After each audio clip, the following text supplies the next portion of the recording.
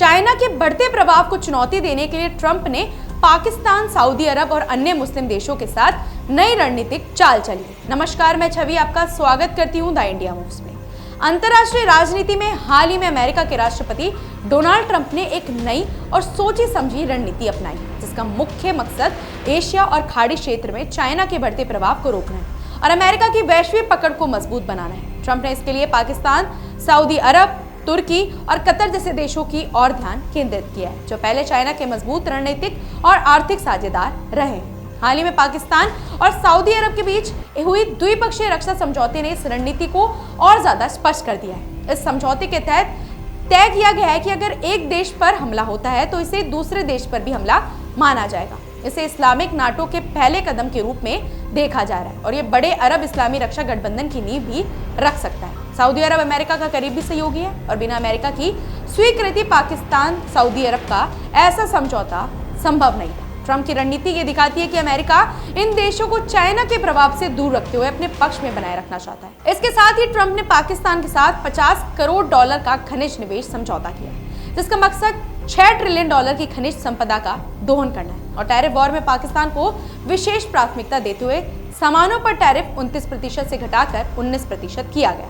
ये कदम पाकिस्तान को चाइना के बेल्ट एंड रोड प्रोजेक्ट से अलग करके अमेरिका के प्रभाव क्षेत्र में लाने की कोशिश है। ट्रंप की नीति केवल पाकिस्तान सऊदी समझौते तक सीमित नहीं है, बल्कि उन्होंने संयुक्त राष्ट्र महासभा के दौरान पाकिस्तान, सऊदी अरब, तुर्की, कतर और अन्य मुस्लिम देशों के नेताओं के साथ बहुपक्षीय बैठक भी की है, जिसमें गाजा हमले और बंधकों की सुरक्षा जैसे संवेदनशील मुद्दे उठाए गए हैं। इन मुलाकातों के जरिए अमेरिका ने खाड़ी देशों को भरोसा जीतने की कोशिश की है और उन्हें भरोसा दिलाया कि अमेरिका उनकी रक्षा और हितों का पूरा ख्याल रखेगा। ट्रंप की रणनीति में अमेरिका सीधे सैन्य दबाव बढ़ाने की बजाय स्थानीय और क्षेत्रीय शक्तियों को मजबूत कर रहा है, जिससे चाइना और रूस जैसी महाशक्तियों के प्रभाव को संतुलित किया जा सके। तुर्की की भूमिका भी इस रणनीति में अहम है, क्योंकि नाटो का सदस्य होने के बावजूद उसका इजराइल विरोधी रुख और हमास का समर्थन अमेरिका के लिए चुनौतीपूर्ण स्थिति पैदा करता है। फिर भी सीरिया और क्षेत्रीय सुरक्षा में तुर्की की रणनीतिक भूमिका इसे महत्वपूर्ण बनाती है। ट्रंप की यह नीति साफ दिखाती है कि अमेरिका अब क्षेत्रीय और स्थानीय शक्तियों को भरोसेमंद बनाकर चाइना के प्रभाव को रोकने की दिशा में काम कर रहा है, बजाय सीधे सैन्य दबाव के।